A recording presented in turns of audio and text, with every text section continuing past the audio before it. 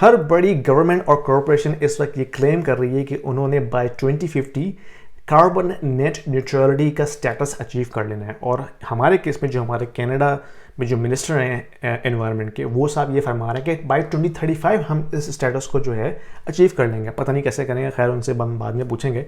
लेकिन ये होगा कैसे? ये बेसिकली नेट न्यूट्रलिटी का मतलब ये है कि जितनी आप कार्बन एमिशंस एटमॉस्फेयर में छोड़ रहे हैं, लेकिन आप दूसरी तरफ से ऐसे काम करें कि आप उसको ऑफसेट कर दें by planting trees, by creating something that is producing less और green energy, for example hydro power और विंड टर्बाइन और न्यूक्लियर एनर्जी, ताकि आप उसको ऑफसेट कर दें। यानी कि जितनी आप एमिशंस छोड़ रहे हैं, आप उतनी एमिशंस उससे कैंसिल कर दें बाय क्रिएटिंग समथिंग डिफरेंट।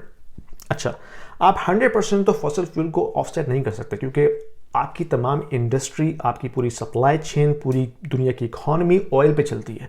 तो आप ऐसा तो हो नहीं सकता कि आप 100% उसको ख़त्म कर दें। तो उसको न्यूट्रल करने के लिए फिर एक चीज़ निकाली गई है जिसको एक अकाउंटिंग ट्रिक कहते हैं।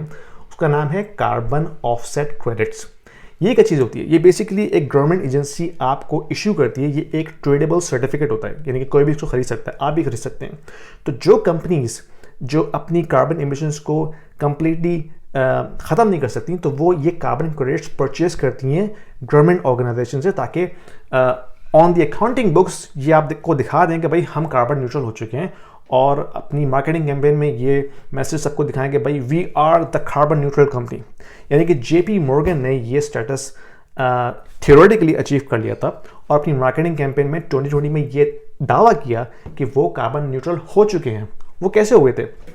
वो ऐसे हुए थे कि उन्होंने अराउंड 10 मिलियन कार्बन क्रेडिट्स किसी कंपनी से खरीदे, जो कंपनी बेसिकली पेंसिल्वेनिया में एक हॉक कंजर्वेटरी एक एरिया था जो ऑलरेडी प्रिजर्व था, यानी कि वो ऑलरेडी अंडर प्रोटेक्शन था। उसके नाम पे कार्बन क्रेडिट्स क्रिएट किए गए, और JP मॉर्गन ने वो सारे के सारे क्रेडिट्स खरीद लिए, और ये दावा किया कि भाई हम कार्बन न्यूट्रल हो चुके हैं। यानी कि इस किस्म का स्कैम होता है ये, जिसके नतीजे में वो क्लेम करते हैं कि भाई हम कार्बन क्रेडिट्स खरीद के न्यूट्रल हो चुके हैं।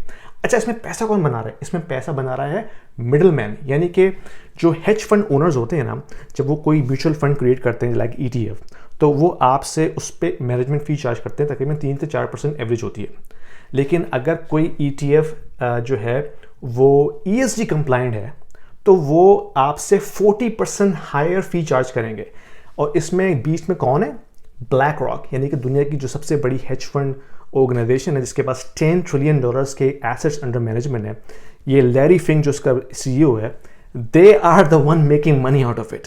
यानी कि ये बड़े बड़े इलीट्स, ये हेज फंड ओनर्स, ये big bankers like Jamie Dimon और लैरी फिंक जब टीवी पे जाके CNBC पे या डेवोस में वर्ल्ड इकोनॉमिक फोरम पे जाके स्पीचेस देते हैं कि भाई हम जो है एनवायरनमेंट को प्रोटेक्ट कर रहे हैं, and we are going to be carbon neutral, and we would like to invest into these businesses that are going to be reducing emissions, this is all BS, completely BS। ये accounting trick है अपनी balance sheet को balance करने के लिए, ताकि हम उसको दिखा सकें कि हम कार्बन क्रेडिट्स बाय करके अपने आप को न्यूट्रल कर रहे हैं, और whoever is generating carbon credits and transacting, they are the one making money. So keep your eyes and ears open. Don't even trust a single word from these bankers and global elites, because this is all the scam.